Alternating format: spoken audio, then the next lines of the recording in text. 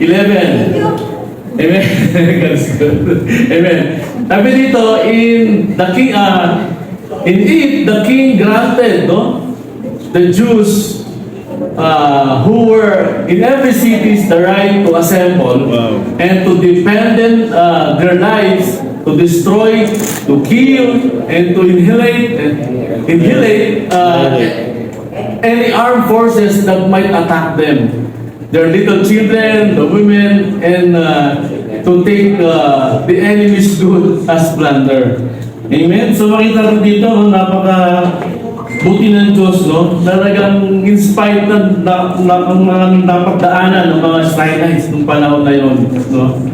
Ay talagang binalik ng Panginoon, no? Yung mga bagay na yun. Kaya title natin is Granted Right to the Rightful Recipient. Let us shout and rejoice. Sige nga, let us shout and rejoice. Shout and rejoice. Patuloy tayong masaya, no? And first and foremost, let me remind you that who we are before the creation. Nung kinreate tayo ng Panginoon, no? Kung sino yung mga Israelites, kung sino tayo, no? When God created us, hindi pwedeng ibabalik ni Lord ang isang bagay na hindi naman natin sa atin noon. Amen? Dahil noong una pa man, ay nasa atin ang katagumpayan eh. Nung kinreate tayo ng Panginoon, sabi nga sa Hallelujah, sa Genesis 1:26-28, ano sabi dito? Let us make man in our own image and likeness, after our likeness, sabi dito, and let them have dominion over the fish of the sea, over the birds of the heaven, and over the livestock, and over all the earth, and over every creeping things that creeps on the earth. Ano pa? Sabi dito, be fruitful and multiply, and fill the earth, and subdue it, and have dominion. Kung man pala is nasa kanila na lahat ng bagay, ng mga Israelites. Amen? Nasa atin ang lahat. Sabi nga ni Padilla, no? Nasa akin ang lahat. Amen? So, kaya kung yung kalayaan natin na natamo kahapon sa baptism, no? Originally pala malaya tayo. Amen? Noong pala, yung mga Israelites is hawak-hawak na lahat ng mga biyaya ng Panginoon, no? Ano nakapaghiwalay sa atin at sa mga Israelites, no? Yung ang kasalanan lamang ang nakapagpahiwalay sa atin sa pag-ibig ng Diyos sa atin. Kaya nga po, may ginawa ang Diyos para may balik ang dating relasyon ng tao sa Kanya. Amen. So makita natin, no, hindi na basta-basta binalik. No, may ginamit ang Panginoon. Ginamit niya si Esther at ni Mordecai para may balik yung kalayaan nila. Because in that time, na-conquer sila ng Babylon at sila yung naging bihag, no? So mayroong ginawa, no? May ginawa yung Panginoon through the life of Esther and Mordecai na talagang nagkaroon ng unang point natin is the Great Reversal. Amen. Sino rito nakaranas ng Great Reversal? Amen. Dati-dati, nakukondem ka. Ngayon, you've been delivered doon sa condemnation na yun. Amen. That's the great thing that the Lord has done in our lives even sa mga panahon ng mga Israelites noon. Dati na-condemn sila. Bilanggo sila, hindi sila makapag-worship sa Panginoon. But through the man of God that He used in the Bible, talagang na-deliver lahat sila. Amen. So, dito makikita natin sa verse 1 and 2 ng chapter 8, sabi niya, on that day, King Ahasuerus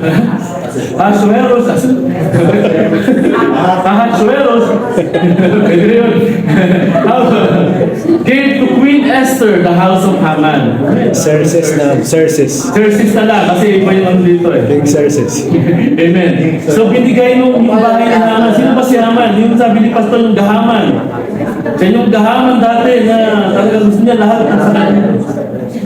So dahil nandun, nagkaroon ng reversal, ibinigay kay Queen Esther yung bahay, lahat ng ari-arian ni Haman and the enemy of the Jews, no? And Mordecai came before the king, for Esther had told what was to her, and the king took of this signet ring. Ano ba yung signet ring? Ito yung ginagamit nila, no? Na yung hari, pagka nagpapadala siya ng mga memorandum, mga batas, ito yung pinagtatatak niya. Ito yung seal na katunayan na ang hari ng utos. That's the napaka-powerful nung signet ring na yon, which he had taken from Haman. So, laki Haman din pala.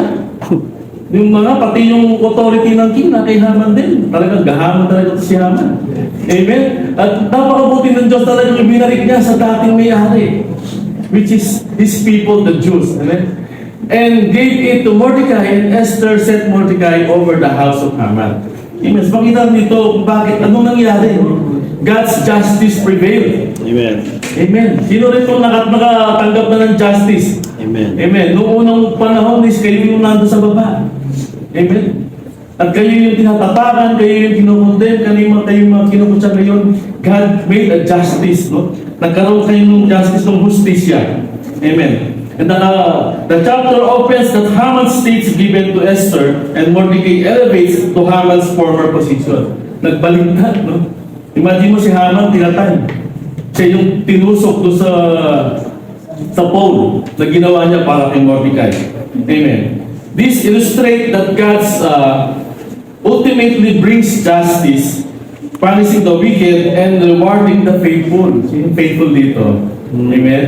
So lahat tayo, we are given justice, no? Maging faithful tayo sa Panginoon, and even when it seems evil is winning. Amen. So minsan di rin nakikita yung katagumpayan natin. Minsan di rin nakikita yung presensya ng Panginoon. Kasi alam mo, napapaligiran lang ng mga kalaban. Yung mga problema, yung mga bagay na hindi ka nais-nais na it always pin down na yung pagkatao mo sa mawawalan ng saysay, di ba? God is always doing something. Sabi nga sa Proverbs 29, no, kapag matuwid ng namamahala ng bayan, ay nagsasaya. Ngunit tumatangis ang bayan kung ang pinuno yung masama. Naranasan ba kayo dito sa gobyerno natin? Amen? So there's an effect, no? Kaya nga, pinalit ng Panginoon si Haman kay Mordecai at kay Esther.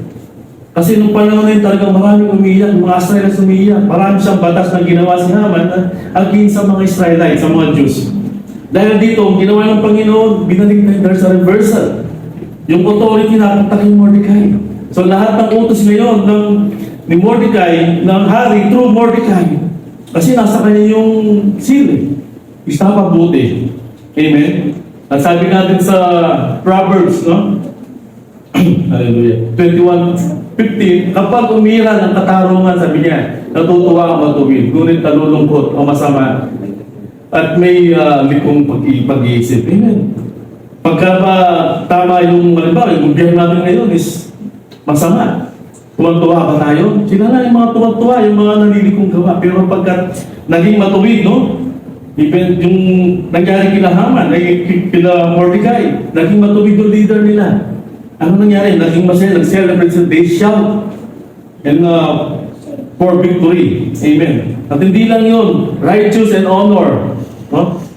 The righteous are honored. Honored. Last week on message natin, they honored. The Lord honored Mordecai because of his service to the king. Ganon din sa atin. If we serve the Lord with all our might, our strength, no? God will honor. Amen? Sabi nga, your labor in the Lord is not in vain. Amen. So huwag tayong maghinayang sa ating mga ginagawa sa Panginoon, sa ating pagsaserve, sa ating mga ministry. Because may katimpala ang Panginoon. Amen. Sa mga faithful. Amen. Dito makita natin si Mordecai who demonstrated integrity and faithfulness received the king's signet ring. Amen. Yung authority napunta kay Mordecai. A symbol of eminence, power, and authority. This is the picture of how God honors those who trust in Him. Yung pinagkakatiwala niya yung buhay sa Panginoon. Amen. If you trust your God in your life, He will honor you, no? Hallelujah. And often in unexpected ways. Kung makita natin dito na ang application dito, God reminds us, no? I-remind tayo ng Panginoon dito na yung mga recipient in their current trials are not the end of the story. Hindi pa tapos ang laban. Sabi mo, hindi pa tapos ang laban, kapatid. May gagawin pa ang Panginoon. sa buhay mo. Hindi pa yun yung end of your story. Amen? Lalahanin mo, hindi kasi nilang para sa failures. Amen? Walang loser dito. Because in the beginning, when God created us, andun tayo. We have the authority, we have the dominion over this earth. At kawangis mo yung Panginoon. Amen. Hindi lang yun. We are sent to multiply. Amen. Hindi lang tayo dapat nandito sa loob. Amen. Tayo against na nasa labas, napakarami nila. Kaya nga, gagamitin tayo ng Panginoon. No? Hindi lang para sa atin yung blessing na to. Amen. And God is orchestrating the final and complete reversal for His people where justice will perfectly serve. Amen. Yun ang gusto ng Panginoon sa atin, ipakita sa atin kung sino tayo at ano yung plano niya sa buhay natin.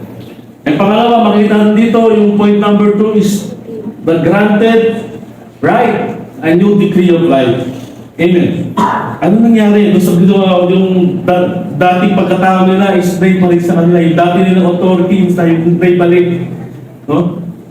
Because God, divine intervention, no? Anong ginawa ni Esther noong panahon na yun? Unang-una, sabi nga, justice served only by seeking the king. Amen. So anong ginawa ni Esther, no? Sabi nga sa Matthew 6:33, but seek first the kingdom of God and His righteousness, and everything shall be added unto you. Amen. Yun ang unang ginawa ni Esther. Every time na meron siyang demand, and every time meron siyang request sa king, ginagawa niya, lumalapit siya sa hari. Tayo po ba? Kailan pa tayo lumapit sa Panginoon? Amen? Minsan, pagka, babalang pa tayo. Amen. Wala na nga tayo, nandun na nga tayo sa sitwasyon na, madilim, hindi pa tayo lumalapit sa Panginoon. Sabihin mo, Lord, diyan ka lang, kaya ko to. Amen. Ganun ba tayo? Pero si Esther, hindi siya naging ganun. Anong sabi niya? Esther spoke again to the king. So ilang beses na palang pumunta, lumapit sa hari. Si Esther, no? And she fell at his feet and wept and pleaded with him to avert the evil plans of Haman, the Agagite, and the plan that he had devised against the Jews. No, patay na pala si Haman, meron pa kapangyarihan, no? Amen. Because these are the laws. Ito yung mga ginawa niya. Noong buhay pa siya na against sa mga Jews. So kailangan lahat yun makancel. Yun ang ginawa ni Queen Esther. He seek the king once again to request for the people of Israel the reversal of evil plans of Haman. Amen. King gave Esther kingship authority. Anong binigay sa kanya? He gave her the golden scepter of Esther. Wow, ito yung binigay ng Panginoon sa kanya. So makita natin dito, ano ba yung scepter na yan? No? Golden scepter na yan. It is a ceremonial rod symbolizing royal authority, the power often associated with kings and queens. In the biblical context, it represents divine favor and justice. Pag hawak-hawak mo pa ito, parang ikaw na rin yung hari. Ikaw na rin na. Ito yung ginagamit nila para magbasbas. Amen? Ito yung binigay niya kay Queen Esther. Kaya napasa ka na yun. Sabi dito, if it please the king, and I have found favor in his sight, and if this seems right before the king, and I am pleasing in his eyes, let an order be written to revoke the letter devised by Haman, the Agagite, the son of Hamadiata. Amen? So, nagkaroon ng reversal ng mga utos. Napawalang visa, no? Through Esther, yung mga sumpa para sa mga Israelites. Amen. Kaya siya yung ginamit ng Panginoon na maging daluyan ng kalayaan ng mga Israelites ng panahon na yon. Sa atin din, no? God gave us the authority. Lalahanin mo in the beginning, we have the authority and dominion all over the things that we have on this earth. Kaya yun ang i-remind sa atin ng Panginoon na yun ang gustong kalaban na mabulag tayo, hindi natin maalala yun. Amen? Akala natin na hindi pala sa atin yun. Hallelujah. Kagaya nung may ticket natin doon sa barko, di ba? Naikwento ko na sa inyo yun, na binigay siya ng ticket ng pinakamayaman na may-ari ng cruise ship. Amen. Ang kala niya, ticket lang ang binigay sa kanya. Amen. Hindi niya alam, pati yung pagkain doon is libre. Kaya nung pagbaba ng tao, sabi niya, ba't hindi kita nakikita kumakain sa banquet ng sa pagkain? Kasi ticket lang po yung nasa akin eh. Amen. Hindi mo ba alam, kasama yun? So along the way, habang nandito tayo sa lupa, may kasama tayo, it's free deal sa atin. Package deal ng Panginoon. Amen? Alam, pag natin pabayaan na nakawan tayo ng Panginoon ng joy, ng privilege. Hallelujah. Tapos yung mga katabi mo, sabi mo, dapat lagi mo alam yan. Amen. Hindi lang yun ang binigay, di ba? Ang binigay pa ni hari, no? The silent ring, no? Ano ba yung silent ring? It symbolized the authority, legitimacy, and ownership that it was used practically as a seal of authenticated official documents, but also symbolizes to represent the power, the honor, and trust bestowed by a king, and even relationship between God and His chosen people. So ito yung binigay yung Panginoon kay yung king, kay Mordecai. Yung honor na yon, yung parang lahat ng mga sabihin niya, lahat ng mga command niya, it was already a law. Amen? Sabi pa rito, this is the new decree of life. No? God execution of a new decree of life over His people. Ito na yung ginawa ng Panginoon na nagkaroon ng reversal. No? The king granted Esther and Mordecai the right of a new life. No? Counter decree empowering the Jews to defend themselves and live. This new law gave them the legal rights to live and face the death sentence. So nung pa na nung hindi pa naibigay balik sa kanila yung kapangyarihan, andun yung hindi sila pwedeng mag-assemble, hindi sila pwedeng magtipon-tipon. Amen? And the granted right, sabi nga sa title natin, is the granted right to the rightful recipient. For the whole nation of Israel, sinabi ng Panginoon sa kanila na I will be your vengeance. Amen. Hindi nila laban yun. Laban ng Panginoon sa kanila. Amen. Kasi number 3 natin, this is the good news, no? Ito yung good news ng Panginoon. The recipient response. So, anong sinabi ng mga tao? They rejoice, no? Light and gladness, joy and honor. This is the good news that the Lord has made to His people.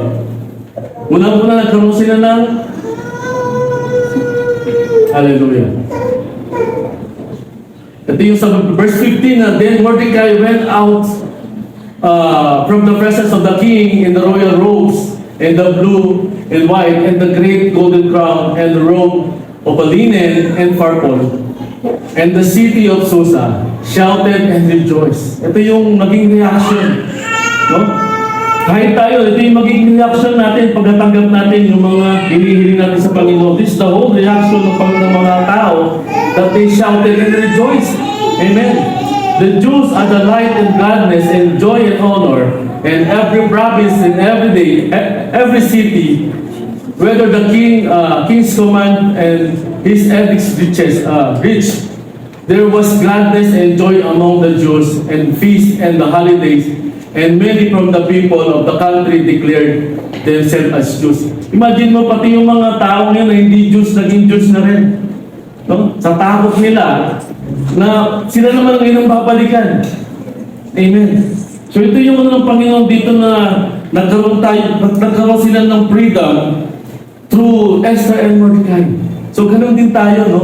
Tayo ang gagamitin. Sabi mo sa katabi mo, gagamitin ka ni Lord. Para mapalaya yung pamilya mo, para maisama mo yung pamilya mo, para maisama mo yung mga kapatid mo, yung mga magulang mo, para maibalita mo sa kanila kung gano'ng mabuti yung Diyos. Amen. And God is reminding us to live in the light and victory already promising Christ with hope should produce and profound joy, motivated us to share our faith and actively stand for righteousness in this world. So may gagawin ng Panginoon sa buhay natin. Hindi lang tayo dito nakaupo lang, na nakikinig lang. Amen? When we receive Christ, kaakibat yun. Yung tayo, we have to stand firm. No? Marami ang kukontra sa atin. No?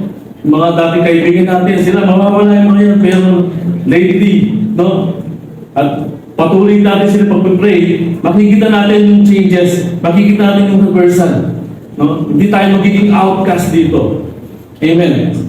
As we close, amen. Sabi dito sa conclusion natin, there are three things, no, that the Lord restore from enemy that can granted to us as the rightful recipient. Unang-una, ano yung restore sa atin ng Panginoon? Identity natin. Amen. Pangalawa, yung dominion and authority. And then our ministry. Bakit ko nasabi yun? This is where we are before. Sabi dito, let us make man in our own image. Dati kawangis natin ng Panginoon. Dati ito yung identity natin. Amen? Na yung likeness ng Panginoon, yung katulad niya, yung likeness, yung ugali natin, yung ating character dati, ganun tayo. Yung image natin, dati kawangis natin si Lord. Tingnan mo, katabi mo kung kawangis niya. Amen. Kunti na lang. Magiging kawangis na niya yan. Amen. Ito yung ninakaw ng Panginoong kalaban natin, yung identity natin. Sabi sa'yo, you are a loser. Hindi ka karapat-dapat. Makasalanan ka. So yun ang laging binubulong sa atin ng kalaban. Pero when we receive Christ, no, nung nakilala natin ng Panginoon, paunti-unti magiging kawangis natin. Paunti-unti ma-restore. No? Mapapalik natin natin image. Pangalawa, yung dominion na natin, yung dominion natin at saka yung authority natin, di ba? Sabi dito, we have dominion over the fish of the sea. So lahat ng bagay na nakita natin, we have dominion. Si Adan nagpangalan, noong mga animals, lahat ng animals siya nagpangalan. Imagine kung gano'n katalino si Adan noon. He has the mind of Christ, di ba? At hindi lang yun ang restore ng Panginoon from the enemy.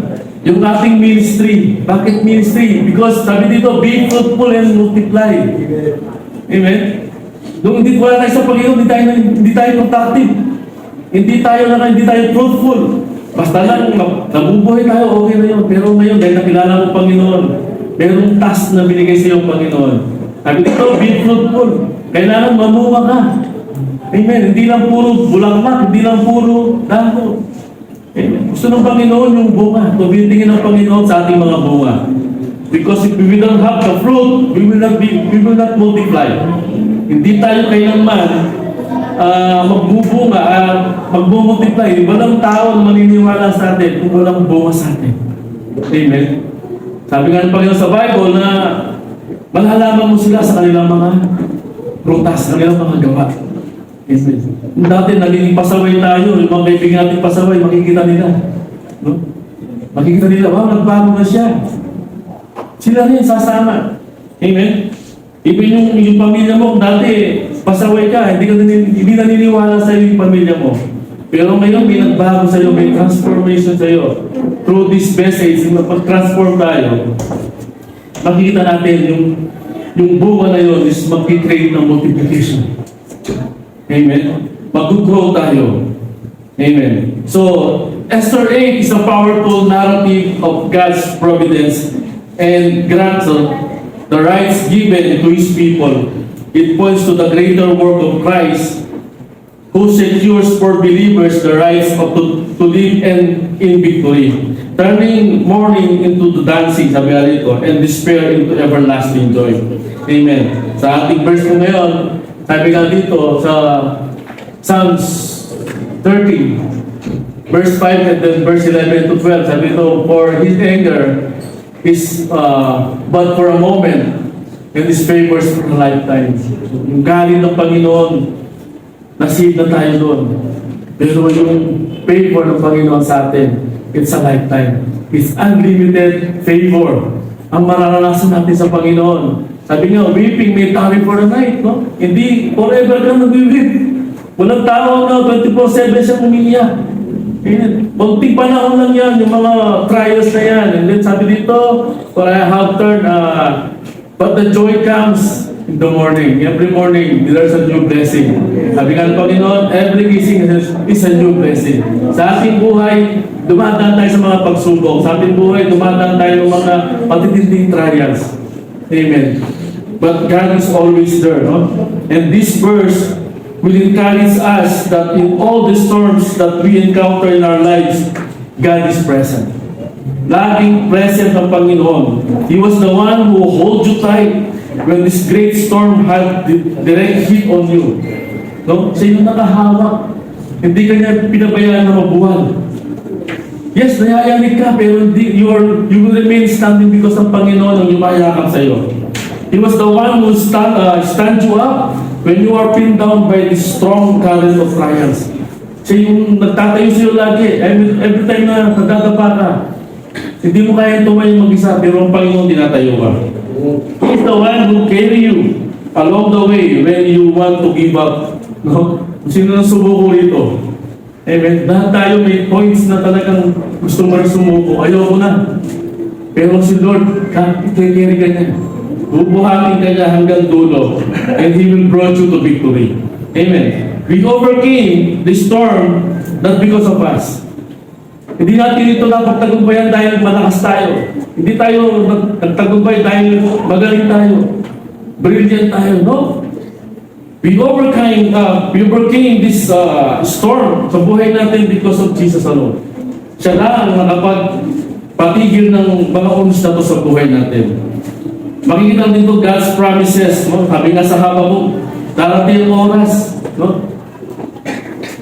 Darating ang oras, sabi dito, na yung na luluha ka, hindi dahil sa mga pinagdadaang pagsubok, kundi dahil sa sinagot ng Diyos ang iyong mga dalangin. Amen. Kaya kahapon, sabi ni Jubel, tuwa ako pag nasa church ako, pero umiyak siya. Amen. Hindi pala yung iyak nung worry, tsaka problema, hindi iyak na tears of joy. Kahit tayo mararanasan natin yung may iyak ka dahil sa greatness ng Panginoon. Amen. Akala mo wala nang pag-asa, pero praise God. Sabi mo sa mo, praise God. Amen. Hallelujah.